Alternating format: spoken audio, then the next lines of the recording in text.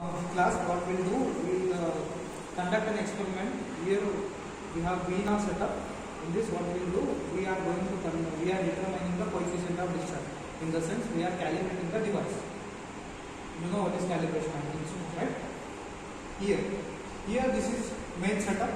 Sorry, here it is main setup. This is water collection tank. This is your main tank. This is your V notch here. You can see this is V notch, and this is the sump tank. This is the sump tank. This is your water collecting tank. This is V notch. This is your sump tank. What we do in this experiment, we allow water to flow over the notch. We allow water to flow over the notch.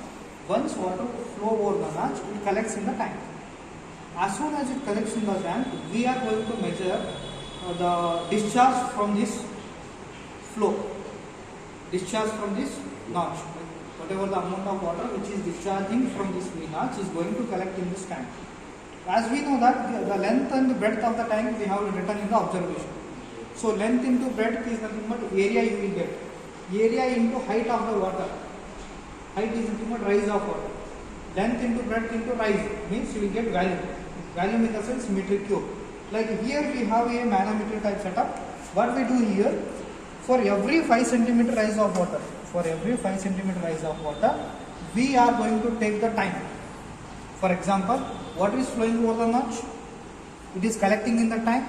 So when the water starts collecting in this tank, water start rising in this tube. Like for every 5 centimeter, or you can take every 10 centimeter, what is the time taken? From this setup, we can calculate what is the actual discharge. Okay, fine. Next we have here, we have set with a height gauge over here.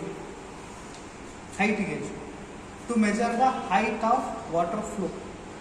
So when we allow water to flow over this notch, first we need to take the initial reading. Means the water when at the exactly this notch, this bottom notch.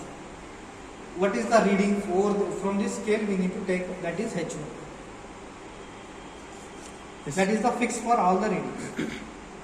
After certain time what happens? Water starts flowing over the notch. When it starts flowing over the notch, we need to take the second reading, that is H2. By adjusting this scale, the topmost of layer of water, we need to take the H2 reading. From that we can get the H1 minus H2 reading. From this reading we can calculate the theoretical discharge. Theoretical discharge formula for V notch is nothing but 8 by 15 into root of 2g into tan theta by 2. Theta is nothing but angle of this notch, that is 90 degree, and h raised to 5 by 2. Right? There h is there, right? That h is nothing but difference of manometric head, difference of head. H1 minus H2. H1 we have taken the point at where the water starts flowing, and H2 is the water above this notch, water flowing above this notch. So H1, H2 reading will get here, theta reading will get here. From this you can calculate the theoretical discharge. And from here water start flowing in this tank. From this you may get length, width and height and time. From this you can calculate the actual discharge. By comparing actual discharge and theoretical discharge, you can calculate the coefficient of discharge. This is how we need to start the experiment. To start this experiment, first what we need to do here, we need to switch on this pump. Once we start the pump, water from this sump tank starts flowing in this main tank. Here we have attached with some baffle plates to maintain the flow stable. Like initially when the flow enters here, water enters here, it gets fluctuated. To maintain that flow stable, we have baffle plates. As soon as water fills till this point, we need to stop this pump. We need to take H1 reading. Next again we need to start the pump. As soon as the water flows over this and it start collecting here, then you need to take the H2 reading. Again here you need to take for 5 centimeter rise of water, what is the time taken for every 5 seconds. This is the experiment. First reading you need to take like this. For second reading what we need to do, here we have a partial discharge valve. Here we have a valve. What it will do, in the first reading what we have done, whatever the water from the sump tank is directly sending to the main tank. But in the second reading what we have done, we have a partial valve, the flow control valve. What we do here, we change the flow rate. Changing the flow rate in the sense, we are varying the amount of water which is flowing in this tank. If you open this valve, what happens? Here is 70% of water will flow here, and 30% of water flow at this tank itself again. Again here you will get 70% of water which is flowing in this tank. Again you need to take the H2 reading. H1 is the fixed. Again here water flows.